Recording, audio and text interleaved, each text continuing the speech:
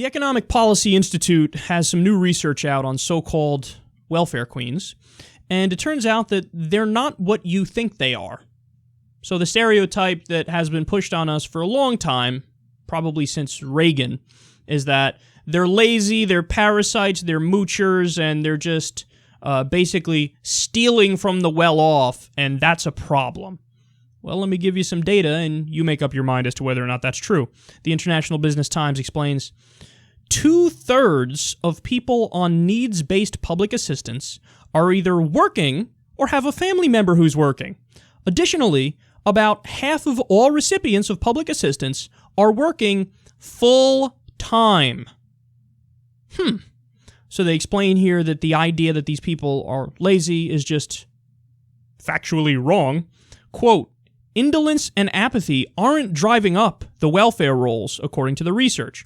Low pay is the more likely culprit. As corporations achieve extraordinarily high profit levels and executive pay reaches new heights, it is appropriate to question whether employers are effectively passing off a portion of their societal responsibilities onto taxpayers.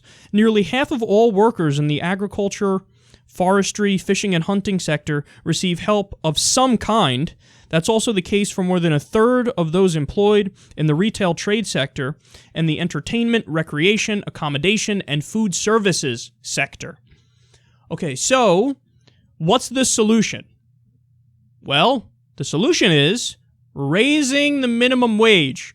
For all of the right-wingers out there who want to have it both ways, I just want you to know that makes no sense. When they say, I don't want to raise the minimum wage, man. And to be fair, most Republicans actually do want to raise the minimum wage.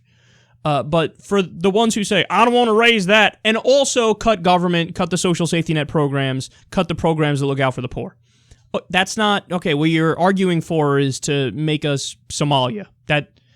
That's not what a civilized nation does. You would basically be sentencing people to starve and be homeless if you go in that direction. Now, maybe you're fine with that. Okay, but then don't come around and tell me in the next sentence that, man, I love me some Jesus. Do you? Then why do you disagree with his philosophy? I love the idea of Jesus with the hippie and the hair and be good to people, but I don't mean be good to people in real life.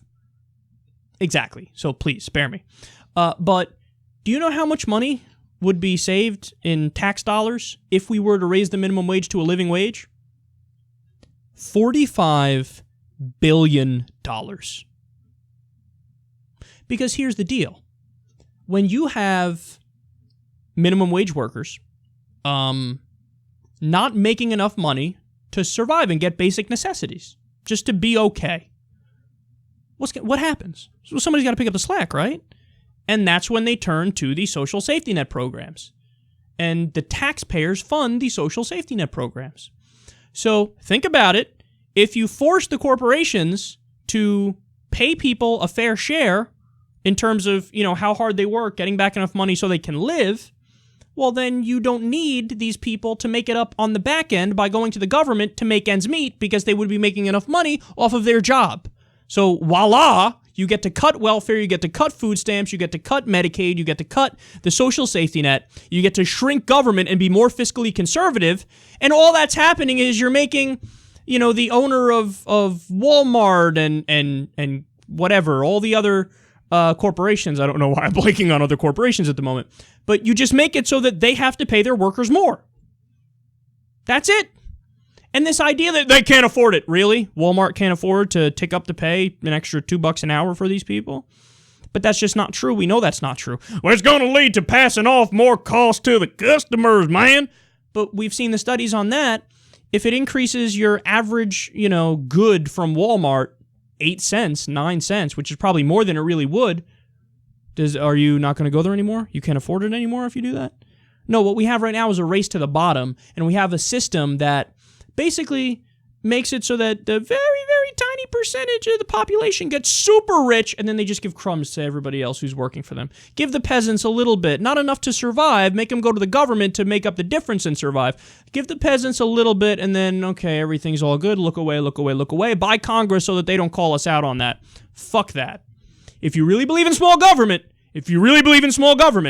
raise the wage. Because you raise the wage, you can cut the social safety net. This is how it works.